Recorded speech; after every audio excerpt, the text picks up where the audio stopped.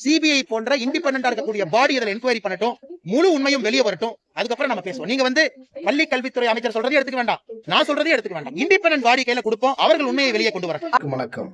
அண்ணாமலை எவ்வளவு ஒரு அருவருப்பான பிராணி என்பதற்கு தஞ்சை லாவண்யா மரணத்தை வைத்து இந்த RSS கைக்கூலிகள், RSS ஈன பிறவிகள் செய்த அயோக்கியத்தனமான பிரச்சாரமே ஒரு நல்ல சான்று.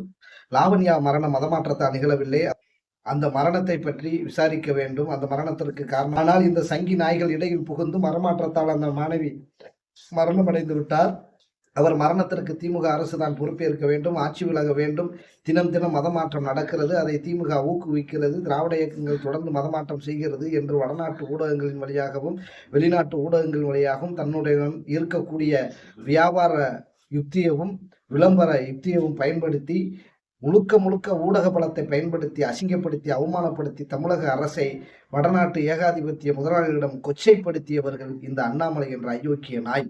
தனது பதவி வெறிக்காக, தனது பதவி வெறிக்கு எச்சை போன்ற அந்த எலும்பு துண்டுக்காக தன் விசுவாசத்தை காட்ட வேண்டும் என்று இயல்பாக நடந்த ஒரு தற்கொலை மரணத்தை மதமாற்றத்தால் நடந்தது என்று திட்டமிட்டு இங்கே இருக்கக்கூடிய அண்ணன் தம்பிகளாக வாழக்கூடிய சிறுபான்மை மக்களுக்கு எதிராக பரப்பிய அயோக்கியர்கள் தான் இந்த பிஜேபி காரர்கள். இன்றைக்கு சிபிஐ விசாரணை வரட்டும், அதனுடைய அறிக்கை வரட்டும், அவர்களிடத்தில் கொடுங்கள், அப்பொழுது தெரியும் உண்மை என்று வாய்களியே பேசினானே இந்த அயோக்கியர்கள். இன்றைக்கு சிபிஐ என்ன சொல்லி இருக்கிறது? இதைத்தான் இன்னைக்கு சொன்னதைத்தான் அன்றும் ஜனநாயகத்தை விரும்பக்கூடிய, நல்லிணக்கத்தை விரும்பக்கூடிய, இன்னும் சொல்ல போனால் மதச்சார்பின்மை விரும்பக்கூடிய அனைவரும் சொன்ன செய்தி என்னவென்று சொன்னால், இது மதமாற்றத்தால் நடந்த பிரச்சனை அல்ல, மத கலவரத்தை ஏற்படுத்துவதற்கு இந்த சங்கி நாய்கள் செய்கிற அயோக்கியத்தனமான வேலை என்று திரும்ப திரும்ப சொன்னோம்.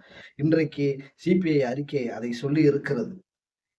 பிஜேபி போராடியதற்கு காரணம், அல்லது லாவண்யாவுடைய அம்மாவும் சித்தியும் அவருடைய தந்தையும் தெருவில் வந்து பிணத்தை வாங்க மாட்டேன் என்று போராடியதற்கு காரணம் பிஜேபி கொடுத்த அழுத்தம் என்று இன்றைக்கு சிபிஐ சொல்லி இருக்கிறது. இந்த கேள்விக்கு அண்ணாமலை என்ன பதில் சொல்ல போகிறார்கள்?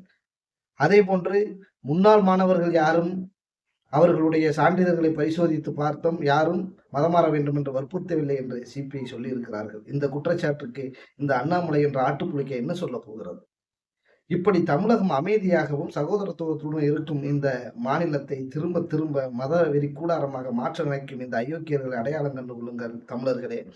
காரி உமிழ வேண்டியது இந்த சங்கி கூட்டத்தை நம் தன்மானத்தின் கடமை என்று உணர்ந்து நம் இனமானம் காப்போம் என்றும் ஒற்றுமையை காத்து அந்த ஒற்றுமையை இந்த சங்கிகளுக்கு பதிலடியாக கொடுப்போம். நன்றி.